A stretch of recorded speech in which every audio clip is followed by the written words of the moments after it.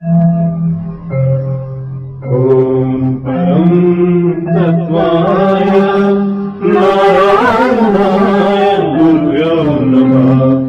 ॐ परं तत्त्वाय नारायणाय गुरुभ्यो नमः। आप सभी को जय गुरुदेव। मैं डॉक्टर नारायण दत्त श्रीमाली जी परमहंस स्वामी निखिलेश्वरानंद जी के चरणों में कोटि कोटि वंदन करते हुए उनसे सबके लिए आशीर्वाद की कामना करती हूँ और मैं उनसे प्रार्थना करती हूँ कि वो इस कार्यक्रम में प्रेजेंट रहें और जो वो चाहते हैं वही हम बोलें, वही वो हमसे बुलवाएं। आज की इस कड़ी में हमारे साथ अरविंद भारद्वाज जी हैं। ये गुरुदेव के पास काफ़ी समय रहे, उनकी पुस्तकों का कार्य करते थे, लेखन का कार्य भी करते थे। तो आज हम इनसे जानना चाहेंगे कि इनके गुरुदेव के साथ किस प्रकार के अनुभव रहे और इन्होंने किस प्रकार का कार्य किया और किस प्रकार से गुरुदेव के प्रवचनों को समझा, उनके आने के लक्ष्य को समझा, वो क्या करने आए थे। इस तरह की कुछ बातें ये आज हमसे शेयर करें। अरविंद जी, मैं आपसे रिक्वेस्ट करती हूँ। देखिए, ये एक सौभाग्य की बात ही है कि मैं नारायण जी के संपर्क में आया और मैं लॉ करके ना प्रैक्टिस में आ गया था। तो उस समय में कुछ स्ट्राइक वगैरह हो गई तो उन्होंने कोई पत्रिका निकालनी थी तो मुझे बुला लिया। अच्छा, मैं एक बात पूछना हाँ चाहूँगी जी। यहाँ पर। आपने कहा कि नारायण जी, हाँ जी। क्या आप तब भी उन्हें नारायण जी ही बुलाते थे या गुरु देखो, जी बुलाते थे? तो मन मन में तो मैं उनको हमेशा नारायण जी बुलाता था, बल्कि नारायण जी भी नहीं बुलाता था, ये जी भी मैं एक मर्यादा के रूप में लगा रहा हूँ। अच्छा, अच्छा, मैं उनको हमेशा मन में नारायण कह के ही संबोधित करता था। बाहर क्या है कि लोग उनके वो आते थे, शिष्य आते थे, हर कोई गुरुदेव, कोई सदगुरुदेव, कोई गुरुजी, इस भावना से करते थे। चाहे आप मुझे पिता के रूप में समझें, माँ के रूप में समझें, भाई के रूप में समझें, बड़े बूढ़े के रूप में समझें, मित्र के रूप में समझें, जैसी यादृशी भावना यस्य तादृशी फलितम मया। आप जिस रूप में मुझे याद करेंगे मैं उसी रूप में आपके साथ बिल्कुल बना रहूंगा, ये बात श्योर। तो एक ये होता है कि दो प्रेमी प्रेमिकाएं हैं, उनके अपने भाव हैं, लेकिन वो संसार के सामने अपने मर्यादा रखते हुए वो एक दूसरे को किसी और ही नाम से संबोधित करते हैं। अच्छा, तो वो इंटरनल तो जो आत्मिक भाव था वो दूसरा था। आत्मिक भाव तो आज भी वही है। वही है, वही तो है। मेरे मन में जब भी उनकी छवि आती है तो मेरे मन से पहला वर्ड जो निकलता है वो नारायण ही निकलता है। अच्छा, ना तो गुरु शब्द निकलता, ना कोई, कई लोग कहते हैं वो ब्रह्मांड के स्वामी हैं। मैंने कहा ठीक है जी, मुझे हर चीज़ एक्सेप्ट है, जो जो भी शिष्यों की भावनाएं हैं, भक्तों की भावनाएं हैं, मैं उनका पूरा आदर करता हूँ।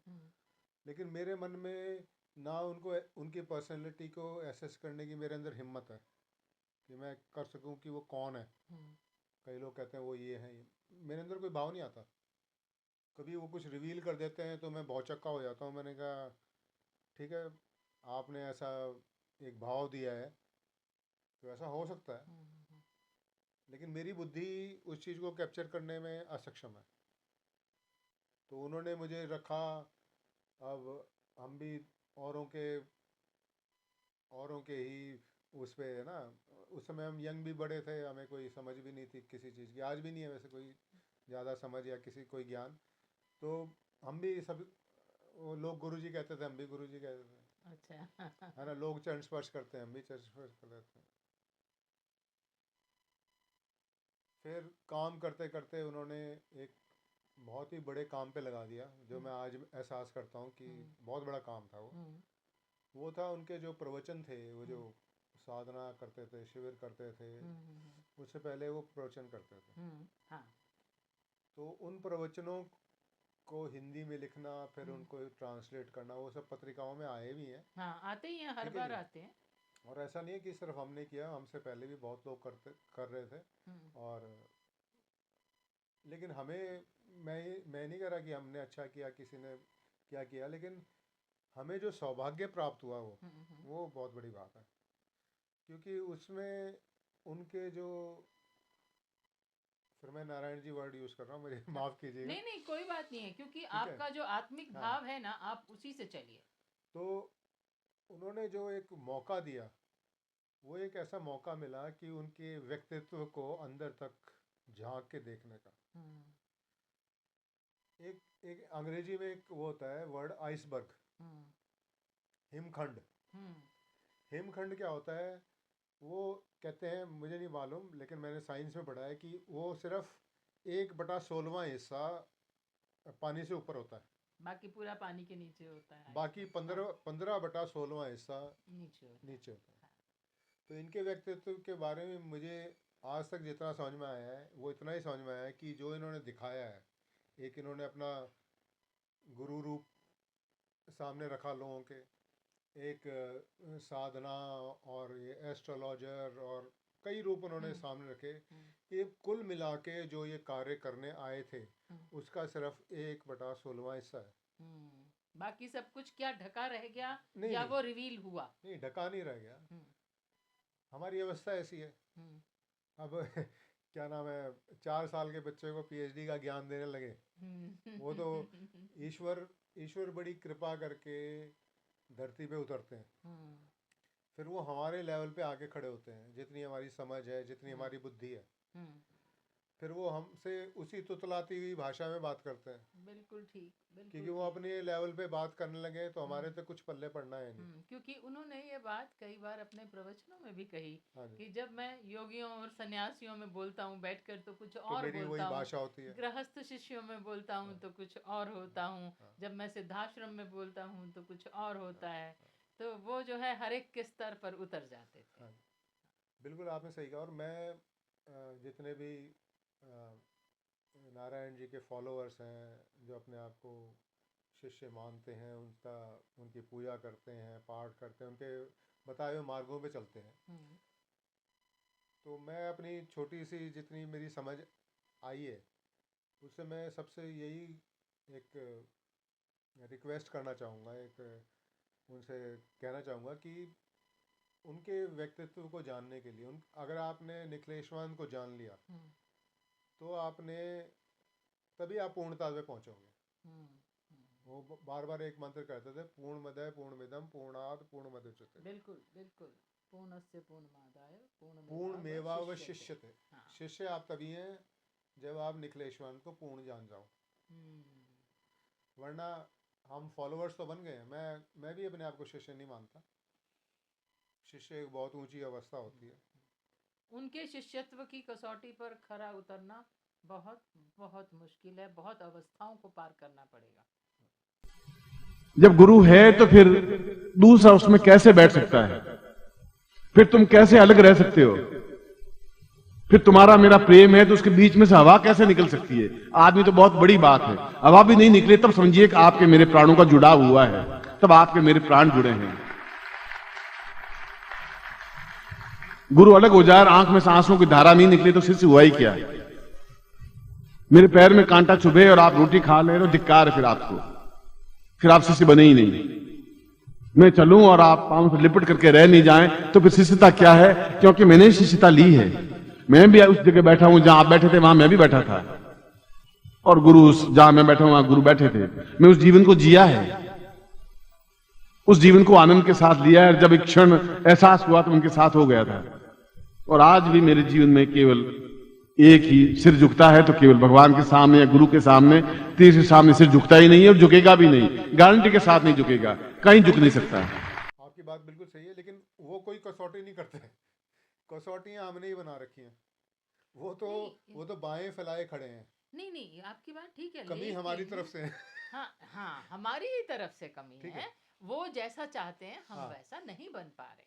तो उसका बनने का मुझे जो एक सीधा साधा और श्रेष्ठ फॉरवर्ड फॉर्मूला नज़र आया, वो ये है कि जितने भी उनके प्रवचन हैं, उसमें वो आपकी साधनाओं के लिए उन्होंने मंत्र दिए हैं, साधनाएं दी हैं, तंत्र मंत्र यंत्र का ज्ञान दिया है। वो उन्होंने सिर्फ दिया है आपके जीवन में बैलेंस लाने के लिए, क्योंकि ये कहावत है, भूखे भजन ना होए गोपाला। एक जो शिष्य है वो बेचारा भूखा ही है, परेशान ही है, बीमार है और 100 पीड़ाओं में और उनमें फंसा हुआ है, तो क्या गुरु का चिंतन करेगा, क्या वो अध्यात्म में आगे बढ़ेगा? तो वो चीज़ें उन्होंने केवल एक भौतिक जीवन को स्थायित्व देने के लिए ये ज्ञान दिया गया, लेकिन वो उनका पूरा मकसद नहीं है। वो है, ये सिर्फ टिप ऑफ द आइसबर्ग है। में जो करना एक्चुअल में वो करने आए हैं, वो कहीं गए नहीं है। पहली बात, किसी के मन में ये है कि वो चले गए हैं कहीं, वो अपने मन से निकाल दें। वो अभी भी यहीं है। आप एक रूप में फंसे हुए हैं, वो रूप नहीं है, वो सर्वशक्तिमान है, पूरी एक शक्ति है, वो अपने कार्य में लगे हुए हैं। ठीक है जी। और भगवान में कौन सा है? गीता में कहा भगवान तुम्हारे कृष्ण दिल के अंदर है, अब वो कह रहे हैं भगवान कहीं बाहर है। अब दोनों में से एक गलती है, या तो वो लिखा हुआ वो गलती है, या तुम्हारे मन में भगवान है ही नहीं, यूं ही बैठे बैठे रो रहे हो, सीख रहे हो, भगवान में ढूंढ रहे हो। पत्थरों में भगवान नहीं होते, मूर्तियों में भी भगवान नहीं होते। हाथ जोड़ने से भगवान पिघलते नहीं, हाथ तो पिघल जाते कभी के। 50 साल से आप देवी की आरती उतार रहे, देवी आपके सामने खड़ी हो जाती। केवल आरतियां वो उतारते हैं जो अपने आप में कुछ नहीं कर पाते, कुछ नहीं पाते, वो हाथ जोड़ के खड़े हो जाते कि बस मैं तो आपकी शरणागत हूं, आप जैसा चाहो वैसा करो। वो कहते भूखे मर, और ज्यादा भूखे मर जा। तो अगर उनको जानना है, उनके कार्य को जानना है, आपको ये जानना है कि कैसे शिष्य तक, असली शिष्य तक कैसे पहुंचा जाए, तो उनके प्रवचनों को सुनिए और जो साधनाओं और मंत्र हैं उनका इस्तेमाल कीजिए आप। लेकिन उनके अलावा जो उन्होंने बातें बोली हैं, बड़ी गूढ़ बातें बोली हैं, उन पे थोड़ा ध्यान आप लाइए कि वो क्या संक्रमण काल की बात करते हैं। हाँ, उन्होंने कहा कि ये संक्रमण काल चल रहा है, हाँ। युग परिवर्तन का समय है, हाँ। ऐसा बोला उन्होंने। तो यही आप थोड़ा सा बताइए सबको कि संक्रमण काल से क्या तात्पर्य? देखो, मुझे भी कोई इतनी, ना तो मेरी बुद्धि में ये बातें इतनी घुसी हैं, ना मैं पूर्ण ढंग से समझ पाया हूँ। लेकिन उनकी बड़ी एक होता है ना कि एक कालिदास थे जैसे, वो कहते हैं बिल्कुल ही मूढ़ थे और उनको कुछ ज्ञान नहीं था, और देवी काली की कृपा से उनको एक बड़ी उच्च अवस्था प्राप्त हुई। वैसे ही हम इनके पास गए, इनके पास काम करते रहे, हम अपने आप को बड़े अहंकार में एडिटर और पता नहीं क्या क्या समझते थे, इंग्लिश के ज्ञाता जहाँ समझते थे, तो एक मूड ही थे। लेकिन कुछ कृपा रही, कुछ इनकी डायरेक्शन रही, तो इन्होंने जो इन्होंने बातें बोली है ना, वो सिद्ध होती जा रही हैं। ये एक्चुअल में संक्रमण काल चल रहा है, और इसमें एक बहुत ही युगांतकारी एक स्थितियाँ पैदा होके एक बहुत बड़ा धमाका भी होने वाला है। क्योंकि उन्होंने ये भी बोला ना कि युग परिवर्तन होगा, तो आप जो है उस युग पुरुष को कैसे पहचानोगे? युग पुरुष को पहचानने की यही कला है कि आप इनमें आस्था बनाए रखिए, अपना गुरु मंत्र जाप करते रहिए, और ये ध्यान रखिए, वो जो कहते हैं ओम परम तत्वाय नारायणाय गुरुभ्यो नमः, तो नारायण का मतलब वहाँ पे डॉक्टर नारायण शिवाली नहीं है। ये उन्होंने कई बार कहा। हाँ जी, कि ये मेरे नाम का नहीं है मंत्र। हाँ। तो कह रहे ओम परम तत्व, जो इस सृष्टि में परम तत्व है वो नारायण है, तो आप उसका जप करते रहिए। और उनके जो प्रवचन है उनको अधिक से अधिक सुन के ना, उनके अंदर ऐसा नहीं है कि मैंने समझ लिया है कुछ, तो मेरी बुद्धि कुछ ज़्यादा पकड़ने में सक्षम है। यहाँ पे हर कोई, जितने भी नारायण जी के शिष्य हैं, वो एक से एक मेधावी लोग हैं। तो वो हो सकता है कि कल को जो चीज़ हम मिस कर गए हैं वो भी पकड़ के हमें बता सकें। तो युग परिवर्तन कैसे होना है, क्या होना है, वो सारी बातें उनके प्रवचन में आई हैं, वो सारा मार्गदर्शन देके गए हैं। तो वो बातें, उन पे आप ध्यान केंद्रित करेंगे ना, तो आपको एक्चुअल में निखिलेश्वर जी का जो सार तत्व है ना, वो समझ में आने लगेगा। ठीक है, और वही एक्चुअल में पूर्णता है, वही पूर्णता है। बाकी तो ठीक है, वो बच्चा होता है, बच्चे को रोटी की भी जरूरत होती है तो माँ उसको रोटी भी देती है, उसके कपड़े गंदे हो जाते हैं तो उसके कपड़े भी वो चेंज करती है, उसका हर चीज़ का ख्याल करती है। तो नारायण जी ने भी एक माता पिता होने के नाते हमारी सारी जितनी भी भौतिक ज़रूरतें हैं उनके लिए साधना वगैरह का हमें ज्ञान दिया। लेकिन वो उनका लक्ष्य नहीं है। माँ बाप का ये लक्ष्य नहीं होता बच्चे को नहला धुला के खिला दिया, लेटा दिया, सुला दिया, खेलने छोड़ दिया। उसको तो सक्षम वो कहते हैं भाई बनाना शिक्षा दें इनको, इसको हम स्कूल भेजें, ये बड़ा हो, अपने पैरों पे खड़ा हो, है ना, कमाने लायक बने। तो इसी तरीके से ये सारी बातें आई हैं कि आप कई बार उन्होंने नारायण जी ने बोला क्यों गिड़गिड़ाते हो इन देवी देवताओं के आगे, मेरे शिष्य हो गए तुम इन देवी देवताओं के आगे गिड़गिड़ाते हो, ये तो हुक्म देने के लायक है। ठीक है जी। मंत्राधीनस्थ देवता कहते थे ना, हाँ, कि आप इनको अपने अधीन कर सकते हो मंत्रों के द्वारा। क्योंकि मंत्राधीनास्थ देवता, सारे देवता सारे मन के क्रियाकलाप मंत्र के माध्यम से ही नियंत्रित हो सकते हैं। अगर वो मंत्र सही है, अगर उच्चारण सही है, अगर चिंतन सही है, यदि मैं आपके शरीर को भेद करके अंदर पहुंचने की क्रिया जानता हूं। और वो देकर भी गए वो सब कुछ। हाँ जी। हाँ, तो आप उसका उपयोग कर सकते हैं अगर आपको जो है कुछ ऐसी आवश्यकता है। उन्होंने हमेशा कहा कि आप एक विद्रोही के रूप में, सशक्त व्यक्ति के रूप में कार्य करें। मैं विद्रोही हूँ। लोग पूछते हैं आप साधु हैं, संत हैं, योगी हैं, सन्यासी हैं, ज्योतिषी हैं, वैद्य हैं कि मंत्र हैं, तंत्र हैं, तांत्रिक, क्या है आप? मैं कहता हूं कि मैं विद्रोही हूं। अगर मुझे एक शब्द में अगर मेरा परिचय है तो विद्रोही हूं। हर उस पाखंड, हर व्यक्तित्व से विद्रोह करता हुआ, चाहे उच्च कोटि के योगी, जति, सन्यासी, उनसे भी विद्रोह करता हुआ, आपके साथ जो कमिटमेंट किया, आपके साथ जो विश्वास किया है, आपने मेरे साथ जो विश्वास किया है, उसको पालन करने के लिए उस अद्वितीय स्थान पर पहुंचा देना चाहता हूं। आने वाली पीढ़ियां आपका नाम गर्व के साथ ले सके, मैं गर्व के साथ आपका नाम ले सकूं, आप एहसास कर सकेंगे मैं आपका गुरु हूं। इससे अलावा और क्या चाहिए आपको? आपने विद्रोही का जिक्र किया शब्द का, तो कब श्री राम हुए थे तब उस समय में विश्वामित्र जी का जिक्र आता है। मैं रामायण में, शायद महाभारत काल में भी, महाभारत में भी विश्वामित्र जी का जिक्र हो, मुझे ध्यान नहीं है। बाकी मतलब इतने हजारों सालों के अंदर इन्होंने आके उद्घोष किया कि लक्ष्मी मेरी चेरी। हाँ, बिल्कुल। लक्ष्मी कौन है? वो मेरी नौकरानी है। हाँ, लक्ष्मी, तुम मुझसे भाग नहीं सकती, तुम में क्षमता नहीं है, तुम में ताकत नहीं है, तुम मेरे तेज से दूर हट सको। तुम्हें हर हालत में मेरे आश्रम में बैठना ही होगा और जो मैं चाहूंगा वह तुम्हें करना पड़ेगा। तुम मेरे आश्रम से जा नहीं सकती, तुम आश्रम से निकल नहीं सकती, इतनी ताकत, इतनी क्षमता तुझमें नहीं है। एक बार उन्होंने मुझे कहा कि संगीता, अगर मैं जंगल में भी जाके बैठ जाऊं तो शाम तक मेरे चरणों में लक्ष्मी का ढेर लग जाएगा। लक्ष्मी तो मेरे साथ साथ घूमती है। तो ये शब्द उनके थे। तो आप जो कह रहे हैं लक्ष्मी मेरी चेरी, बिल्कुल यही बात थी। तो ये विश्वामित्र जी ने सबसे पहले बोला था। अच्छा, है ना? उसी को उन्होंने बोला है कि विद्रोही स्वभाव, वो कहते भी थे कि विश्वामित्र जो है मुझे प्रिय हैं क्योंकि वो विद्रोही स्वभाव के हैं। और विद्रोह का मतलब ये नहीं है कि हमें दुनिया के अंदर कोई किसी से लड़ना है, कुछ है, संघर्ष करने की शक्ति। जो एक गलत ज्ञान जो फैल गया है संसार के अंदर ईश्वर के बारे में, गुरु के बारे में, वो जो इन्होंने चेतना दी है, वो हमारा एक धर्म बनता है कि हम अपने असली ग्रंथों तक जाएं और उन ग्रंथों के असली शब्दों के अर्थ निकालें। जैसे आपने शुरू में पूछा आप क्यों इनको नारायण जी कहते हैं। अब हमारे ग्रंथ में क्या आता है? वो कहते हैं गुरु ब्रह्मा गुरु विष्णु गुरु देवो महेश्वर, गुरु साक्षात पर ब्रह्म तस्मै श्री गुरु वे नमः।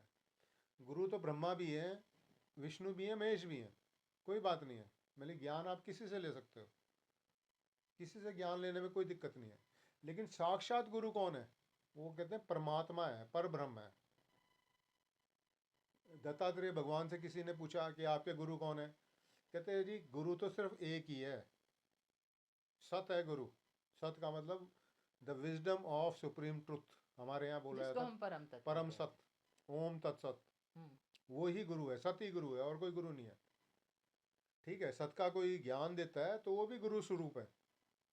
कृष्ण भी गुरु स्वरूप है क्योंकि वो सत का ज्ञान दे रहे हैं। निखिलेश्वर जी भी गुरु स्वरूप है क्योंकि वो सत का ज्ञान नहीं देने आए हैं। लेकिन गुरु जो होता है, जो अंधकार मिटा सकता है, जो है वो एक ही है। फिर आगे क्या कहते हैं दत्तात्रेय जी कि एक ही है गुरु वैसे तो, लेकिन मैंने सीखा कईयों से है। 24 गुरु बनाए उन्होंने, हाँ। जहाँ जहाँ से ज्ञान प्राप्त किया उनको उन्होंने गुरु और माना। वहाँ पे उन्होंने गिरा दी, मक्खी भी मेरी गुरु है, और कई उन्होंने बातें की। एक जगह वेश्या को भी अपना गुरु कह दिया। जिससे जो कुछ भी ज्ञान प्राप्त किया उसको उन्होंने गुरु माना। नहीं, इसका मतलब क्या है, ये सारा संसार ही गुरु में है, ये सृष्टि ही गुरु में है। गुरु ऐसी शक्ति है जो कोई माने या ना माने, चाहे कोई किसी रिलीजन का हो, चाहे किसी धर्म का हो, चाहे साइंस फॉलो करता हो, ये है ही सृष्टि गुरु में। गुरु से कोई अलग हो ही नहीं। कोई कहता है मैं गुरु नहीं मानता, फिर किसी के मानने वानने से थोड़ी बात होती है कि गुरु नहीं मानता। वो गुरु तो एक एनर्जी है विच परवेड्स एवरीथिंग। इसके साथ ही हाँ जी, मैं आपसे कहूँगी कि आज आपने जो है जितने डिटेल्स में हमको सद्गुरुदेव के प्रवचनों के बारे में बताया, और हाँ। वो क्या करने आई थी, उनका मकसद क्या था, ये नहीं, वो सबको हमें भी नहीं क्लियर मालूम, हुआ। लेकिन नहीं, आपकी बातों से बहुत चीज़ें रिफ्लेक्ट हो गई हाँ हैं, जी, तो हाँ। उसके लिए जो है मैं आपका बहुत बहुत धन्यवाद करती हूँ। धन्यवाद और इनका कि मौका दिया। है और जी? इसके बाद मैं फिर चाहूँगी कि आपसे फिर जैस- मुलाकात हो, जब इनकी इच्छा होगी जैसी इच्छा। तभी होगा वो तो। हाँ जी, हाँ जी। इसके साथ ही सभी को जय गुरुदेव।